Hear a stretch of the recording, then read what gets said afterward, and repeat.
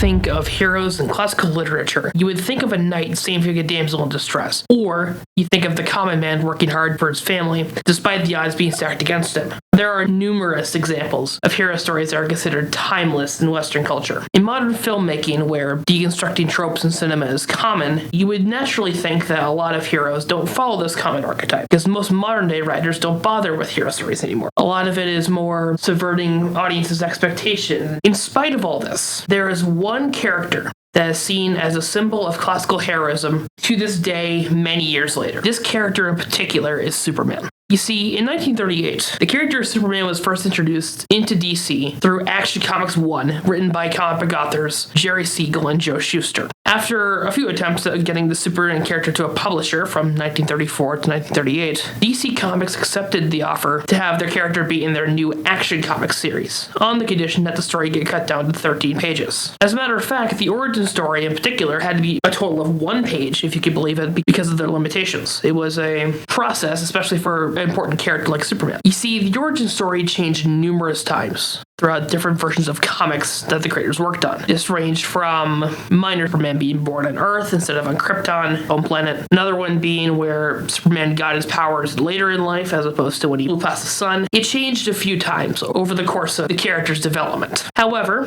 the most famous for the character, of course, appeared in Action Comics #1 in June of 1938. We all know the story, but if you need a refresher, Superman is part of a dying species on his planet, which is about to be destroyed. So naturally, parents fly him in a rocket down to Earth for safety, where he ends up being found by a middle-aged couple named Jonathan and Martha Kent, who raise him as his own.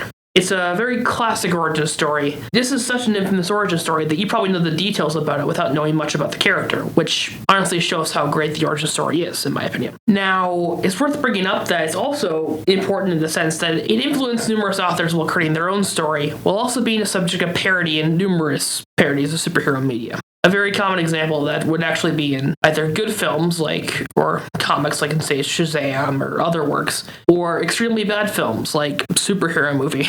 It doesn't just range from those examples, it ranges from a few other examples. The characters in particular that from heroes and villains that have been influenced by Superman would be Omni-Man from Invincible. We all know that classic character if you've followed superhero media since probably the end of the MCU's peak. Sentry from Marvel, who also is a Superman-like figure, unbeatable, all-powerful, shoots lasers. Homelander from The Boys, which is obviously Superman if you were a villain. And even Shazam from DC has been commonly attributed to Superman as an influence. Which brings up a very interesting question.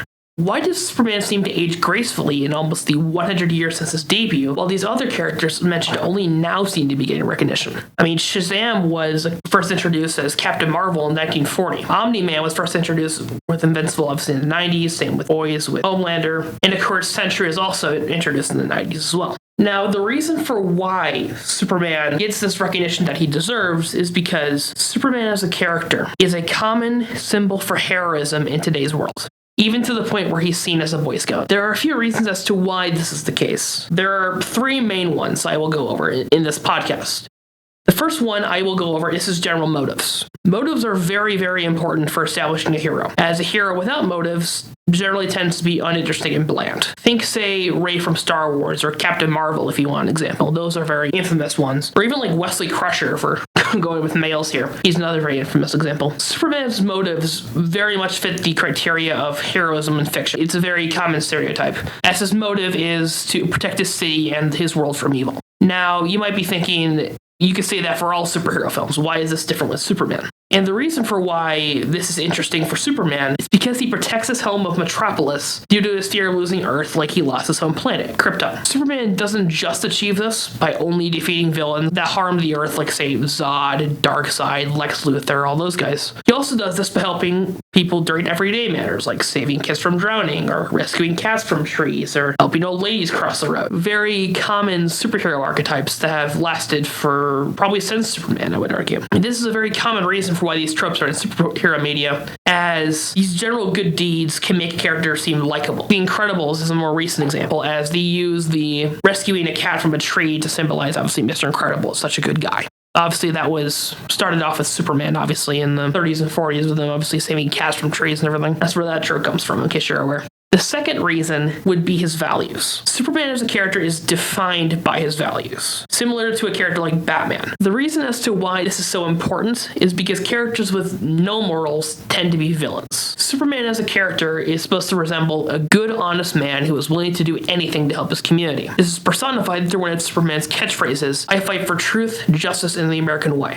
The line is generally seen today as too pro-American and seen as outdated, according to critics of the Superman character, to the point where DC actually dropped the tagline in 2018. This actually caused a fair bit of controversy from Superman fans and even a few Superman writers, who pretty much say that the line is generally meant to be a call towards working together to make a better world for the future and not a general political statement. This was in particular brought up by a former DC illustrator who quit after that decision and everything, after he cited that that was the wrong way to take the character, which I would honestly agree. This segues me actually to my third point, which is that Superman as a character is generally made to commentate on the world as it should be, as opposed to what it actually is.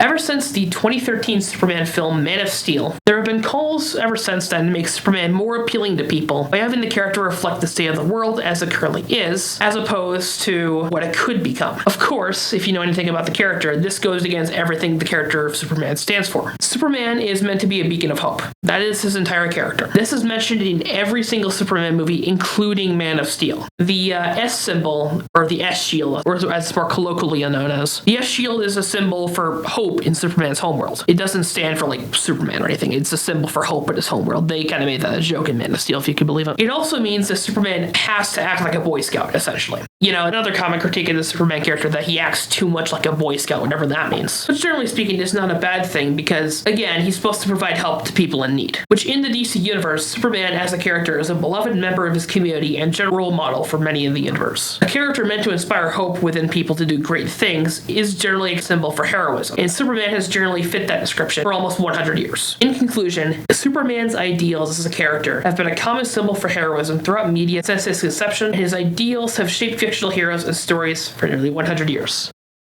Thank you for listening.